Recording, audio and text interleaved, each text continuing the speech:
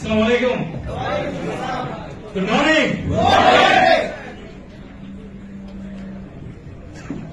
সবাই আছেন তো? আনন্দ প্রয়োজন না মোটিভেশন? সবাইকে অসংখ্য ধন্যবাদ জানাচ্ছি। আসলে কিছু কথা বলার আগে আমি ভাইটাকে বেশি মিস করতেছি। আসলে একসাথে অনেক সময় পার করা, যিনি আমার শ্রদ্ধাভাজন আপলাইন, যিনি আমার বন্ধু, যিনি আমার ভাই। আজকের এই প্রথম আমি মনে হয় কোন প্রোগ্রাম ওনাকে ছাড়া করতেছি, বড় একটা ইভেন্ট দীর্ঘ সময়ের পর।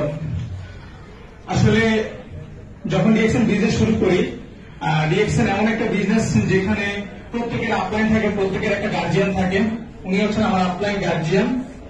আজকে আমি তাকে খুব মিস করি, কারণ বর্তমান সময়ে আমার কোনো আপলাইন বা গার্জিয়ান নাই। আমি নিজ দায়িত্বে বিজনেসটা করতেছি। সো যা কিছু আমাকে শিখিয়ে দিয়ে গেছেন, যা কিছু আমাকে বুঝিয়ে দিয়ে গেছেন, এটি আমার জন্য সবচেয়ে বড় একটা অনুপ্রেরণা।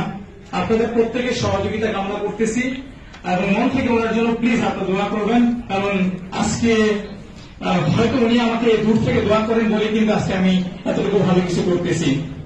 সো যাই হোক, সবাই আছেন তো? গ্রেট।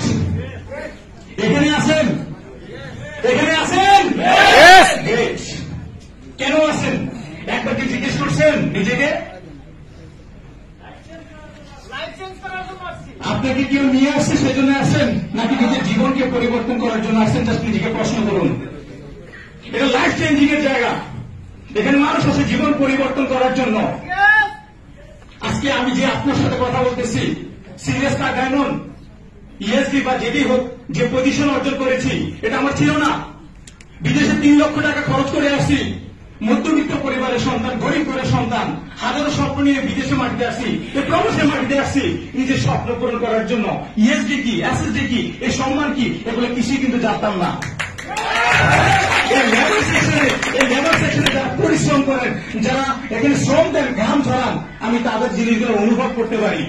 একটা জিনিস মনে রাখবেন, আমরা মধ্যবিত্ত পরিবারের সন্তান হতে পারি, আমরা গরিব ঘরের সন্তান হতে পারি, কিন্তু আমাদেরও স্বপ্ন আছে।